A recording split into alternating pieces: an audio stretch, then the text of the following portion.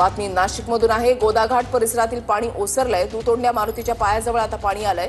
गंगापूर धरणातून पाण्याचा विसर्ग कमी करण्यात आलेला आहे। नाशिकमध्ये रात्रीपासून पावसाची विश्रांती आणि आज उद्या ऑरेंज अलर्ट जारी करण्यात आलेला आहे।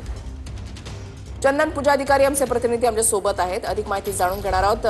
चंदन, पाणी ओसरू लागलेलं आहे। दुतोंड्या मारुतीच्या कमरेपर्यंत काल पाणी होतं, आज पायापर्यंत आहे। निश्चितपणे नाशिक आणि एकूणच घाट परिसराला ऑरेंज अलर्ट जो आहे तो जारी करण्यात आलेला आहे। त्याच्यामुळे जवळपास पुढचे 48 तास जे आहेत ते नाशिक जिल्ह्यासाठी अत्यंत महत्त्वाचे असणार आहेत। तुर्तास तरी नाशिकमध्ये पावसानं विश्रांती घेतलेली आहे।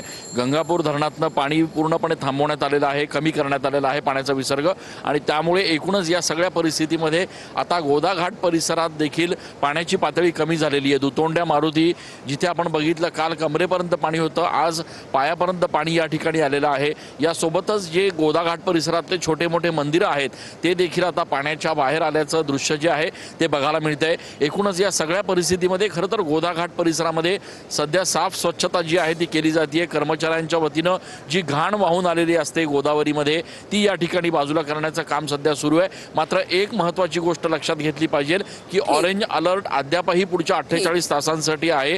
गोदाघाट परिसरामध्ये अद्यापही अलर्ट आहे आणि गंगापूर धरणातनं अद्यापही पाण्याचा विसर्ग होऊ शकतो। त्यामुळे गोदाघाट परिसरातल्या रहिवाशांनी सतर्क राहण्याचा इशारा जो आहे तो प्रशासनाच्या वतीनं देण्यात आलेला आहे। ऋषाली, नक्कीच धन्यवाद चंदन दिलेल्या सविस्तर माहितीसाठी।